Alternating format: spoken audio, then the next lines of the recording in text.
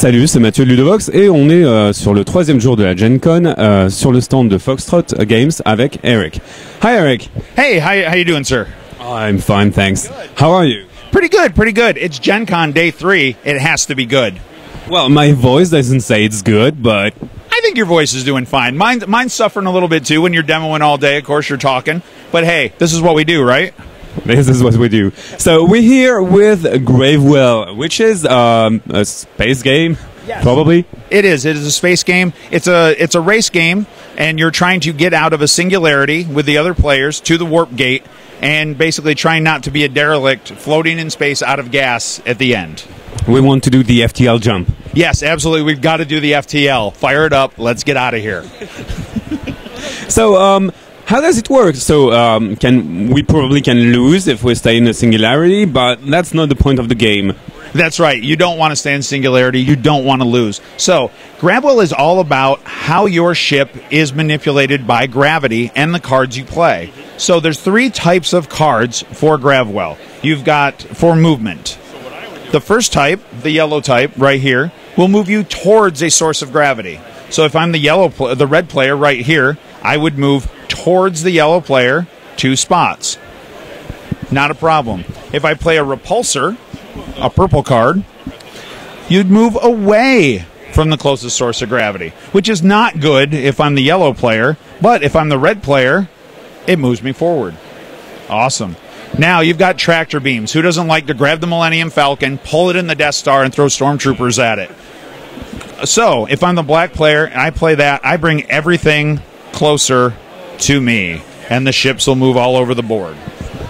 So we can have only 1 ship per square, also. Oh, well, hexagon. One ship per hex. If you're supposed to stop in a filled hex, keep going until there's an empty space, and you go from there. Pretty standard for that. So that's how the cards work.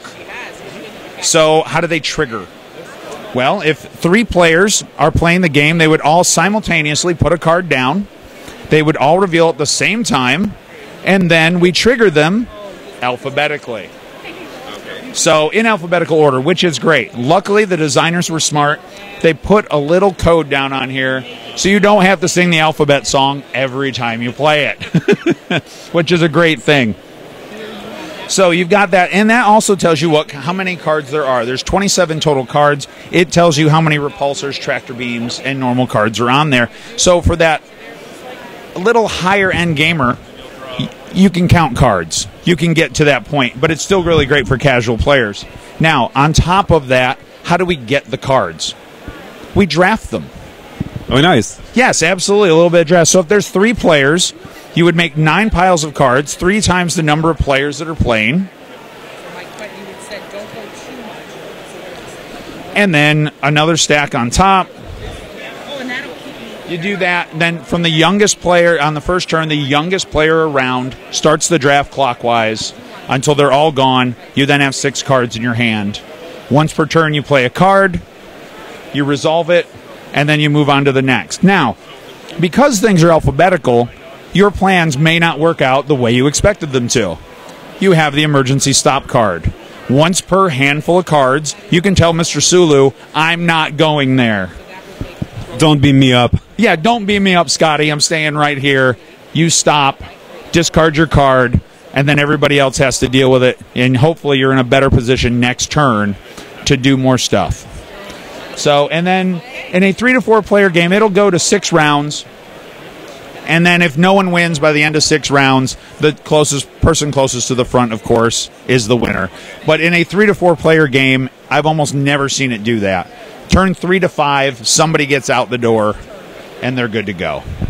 Okay, well, so we can have 1, 2, 3, 4, 5, 6 players, up to 6 players. No, it's a 4-player game. Oh, no, 4-player game. These are the derelicts. These are the folks that lost in the last game. They're just out of gas. They're just floating around in space. Because it's all about gravity, we've got a couple extra sources out there to get the game going. And it helps manipulate things as the players are going around. Is it a 2 to 4 player game? Actually, it's a 1 to 4 player game. There is a 1-player variant in the rules. It plays really well. And there's a possible expansion for next summer that will increase the players up to 8. Wow. Well, 8 players in here. That must be a real mess. Well, actually, it's really interesting because in the expansion, 4 start in the Singularity, 4 start at the Warp Gate, and they go the opposite directions. So you get a standard game, then the gravity gets all messed up when they all come together, and then they break back apart and finish the race. Okay, and how long does the game last? Usually 30 minutes? About 30 minutes, 30 to 35 minutes. I've seen them as short as 15. As people get more used to it and they get a little more strategy involved, 15 to 20 minutes, but an average game, 25, 30 minutes. 10 plus? For the age? Actually, let's check. I believe 12 plus. Sorry, yes, 12 plus. You got me with a question I didn't know. Well done, sir. Well done, man. So, but yeah, it's a great game. It teaches us old folks to keep things in alphabetical order because we got to keep that in our heads. And it scratches that itch for the drafters. That's always a good thing. It just brings a lot to the table for a lot of different gamers. Well, thank you very much, Aric, for the overview of Gravwell, which sounds to be really exciting. It must be a really fun race, actually. It really is. It really is. The first couple turns, everybody's setting up, and then they think, oh, everything's fine. And then turn 3 and 4, it's like, wait, I'm going backwards? I don't want to go backwards. I don't want to. Wait a minute. Why did you do that? And it just goes crazy. And then, yeah, everybody gets a good time out of it. Thank you very much, Aric. All right. Thanks, guys. Appreciate it. We too. Bye bye. À bientôt sur Ludovox.